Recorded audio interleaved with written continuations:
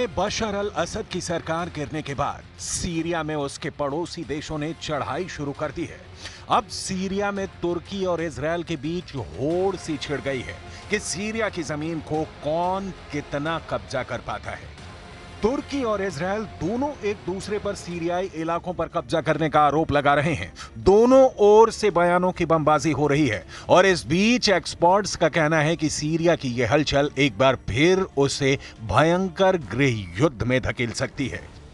तुर्की के राष्ट्रपति रेसिप Tayyip Erdogan तुर्की की सेना को सीरिया पर आक्रमण करने का आदेश दे सकते हैं। रिपोर्ट के मुताबिक तुर्की के इस हमले का मकसद सीरिया से कुर्दों का नामो निशान मिटाना होगा।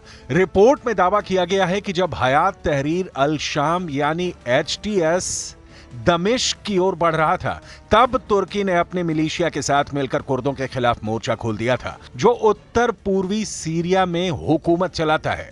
और अब तुर्की की सेना पूरी तरह से उस पर आक्रमण के लिए तैयार है। सीरिया में तुर्की का हमला क्यों?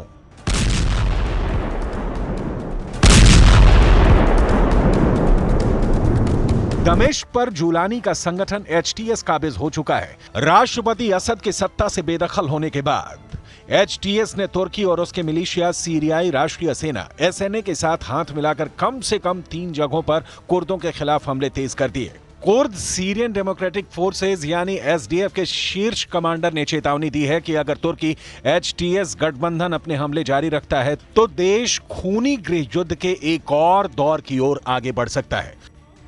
वॉल स्ट्रीट जर्नल ने अमेरिकी और कुर्दों के हवाले से एक रिपोर्ट छापी है, जिसमें बताया गया है कि तुर्की की सेना और मिलिशिया कुर्द नियंत्रित सीरियाई इलाके के साथ तुर्की की सीमा पर आक्रमण के लिए जुट गए हैं। सीरिया में इस्लामिक स्टेट के खिलाफ युद्ध में कुर्द बल अमेरिका के मुख्य सहयोगी रहे। हालांकि तुर्की सीरियाई कुर्दों को दुश्मन मानता है और SDF को कुर्द समूह PKK के बराबर मानता है, जिसे वो तुर्की के अंदर विद्रोह के लिए दोषी ठहराता है और एक आतंकवादी समूह मानता है। वर्षों से तुर्की AANES यानी कुर्दों के कब्जे को सीमित करना चाहता है और उन्हें तुर्की के बॉर्डर से दूर धकेलना चाहता है। इसीलिए सीरियाई कुर्दों पर हमला जारी है। तुर्की का तोपखाना कमांडो है तैयार। वॉल स्ट्रीट जर्नल ने यह रिपोर्ट वरिष्ठ अमेरिकी अधिकारियों के हवाले से छापी है, जिसमें बताया गया है कि तुर्की ने सीरिया के बॉर्डर पर अपने कमांडो और तोपखाना सहित अपने सेना और मिलिशिया को तैनात कर दिया है, जिससे लगता है कि तुर्की ने सीरिया पर बड़े आक्रमण का मूड बना लिया है। यह रिपोर्ट तुर्की और कुर्दों के अमेरिका की मध्यस्थता में हुए युद्ध विराम के टूटने के बाद आई है। वहीं फॉक्स न्यूज ने रिपोर्ट किया है कि तुर्की ने कुर्दों को बताया है कि युद्ध विराम समाप्त हो गया है और कुर्दों से कभी भी उनका युद्ध छिड़ सकता है। ऐसा इसलिए हुआ क्योंकि कुर्दों ने कोबानी को लेकर तुर्की के प्रस्ताव को मानने से इनकार कर दिया। तुर्की के आक्रमण की तैयारी से कुर्द सजग हैं। विदेशी मीडिया वॉल स्ट्रीट जर्नल के मुताबिक SDF के एक आला अधिकारी इल्हाम अहमद ने अमेरिका के नवनिर्वाचित राष्ट्रपति डोनाल्ड ट्रंप को एक चिट्ठी भी लिखी, जिसमें बताया गया है कि तुर्की का लक्ष्य आपके पदभार ग्रहण करने से पहले हमारी भूमि पर नियंत्रण स्थापित करना है, जिससे आप हमारे क्षेत्र के शासक के रूप में उनसे जोड़ने के लिए मजबूर हो जाएं। अगर तुर्की अपने आक्रमण के साथ आगे बढ़ता है तो परिणाम भयावह होंगे। तुर्की के आक्रमण से अकेले कोबानी में 2 लाख से ज्यादा कुर्द नागरिक विस्थापित हो जाएंगे, जिनमें कई ईसाई समुदाय भी शामिल हैं। तुर्की लगातार कुर्दों के खिलाफ एक्शन ले रहा है। कुर्दों के 3 ठिकानों पर तुर्की का हमला। 7 और 8 दिसंबर को NSA ने मंजीब में कुर्दों पर हमला किया। NSA ने कोबानी में SDF के खिलाफ हमला किया। HTS ने डेयर एजोर को कुर्दों से कब्जा कर लिया।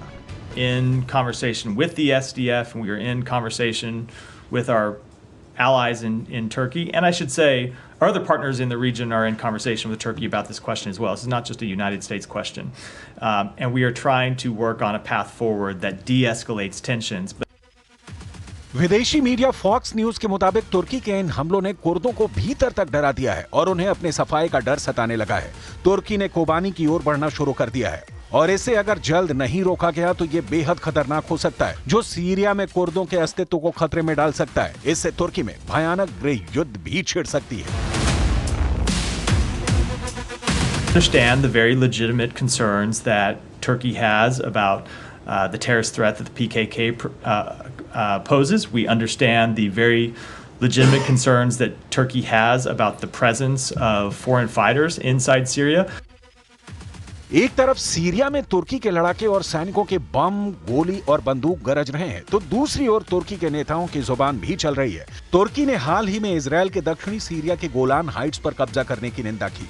तुर्की ने अंतर्राष्ट्रीय नियमों को तोड़ने के लिए इजरायल को घेरा। इसके जवाब में इजरायल ने तुर्की पर आरोप लगाया कि वो आतंकी समूहों की मदद से उत्तरी सीरिया के कुछ हिस्सों पर अवैध रूप से कब्जा कर रहा है। इजरायली विदेश मंत्रालय ने अपने बयान में कहा कि तुर्की के इशारे पर कुछ गुटों ने उत्तरी सीरिया के 15% इलाके पर नियंत्रण कर लिया है। एक और कब्जे को लेकर तुर्की सीरिया में हर दिन बढ़ता जा रहा है, तो दूसरी ओर इजरायल के जहाज भी लगातार सीरिया में शोलों की बरसात कर रहे हैं। तुर्की में नेतन्याहू वर्सेस एर्दोआन।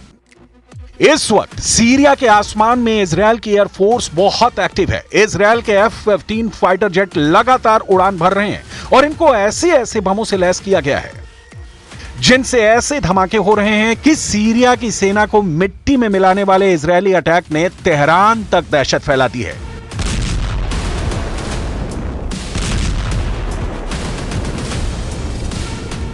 इन हमलों पर जुलानी की भी मुहर लग चुकी है, क्योंकि जुलानी ने ना इसका विरोध किया और ना ही इजरायल से युद्ध करने की ख्वाहिश जाहिर की है, बल्कि ईरान और हिजबुल्लाह को अपना सबसे बड़ा दुश्मन बता दिया है।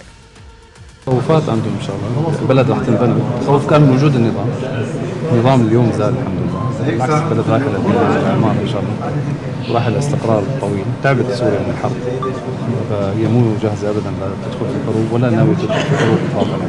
على العكس مصدر القلق كان فيها هو تواجد الميليشيات الايرانيه وميليشيات حزب الله ووجود النظام نفسه اللي قام بالمجازر اللي شايفينها انتم اليوم. इजरायल के इन धमाकों के साथ सीरिया में जुलानी का ऐसा तूफान आया कि उस तूफान में ना सिर्फ बशर अल असद की सरकार उड़ी, बल्कि असद की मदद करने वाले पुतिन और खामनेई का मजबूत खूंटा भी उखड़ गया। जुलानी ने सीरिया में ऐसा जाल फैलाया कि इस जाल में फंसे रूस और ईरान की सेना को सीरिया से भागना पड़ा। जुलानी का जाल बुनने वाले तुर्की और इजरायल इस वक्त बहुत खुश हैं। जुलानी का जाल इतना मजबूत बताया जा रहा है जिसकी जद में अब कई और अरब देश भी आ सकते हैं। डर है कि इसमें जॉर्डन के राजा किंग अब्दुल्ला भी फंस जाएं और जुलानी का अगला टारगेट जॉर्डन बन सकता है। खौफ सऊदी अरब में भी बढ़ चुका है। यही वजह है कि सीरिया में तख्ता पलट से पहले सऊदी अरब के क्राउन प्रिंस ने बशर अल असद की तरफदारी में कई बातें भी कही थी।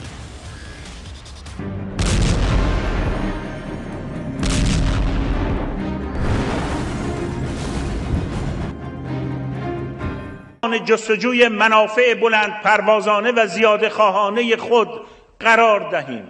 ما رفته بودیم تا اجازه ندهیم عزت مسلمانان تخریب شود. به محض اینکه نظام سوریه سقوط کرد دیدید چه اتفاقات ناگواری در حال رخ. सवाल ईरान पर भी है। आखिर जिस ऑपरेशन ट्रू प्रॉमिस को दोहराने की वो बार बार वार्निंग दे रहा है उसका क्या हुआ? खामेनेई और उनके जनरल इस बात से बहुत ज्यादा बेचैन हैं कि सीरिया उनके हाथ से निकल गया।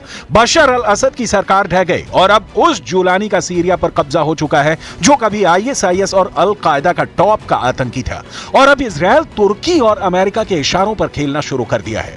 नेतन्याहू ईरान के इस दावे की तरफ इशारा भी कर चुके हैं।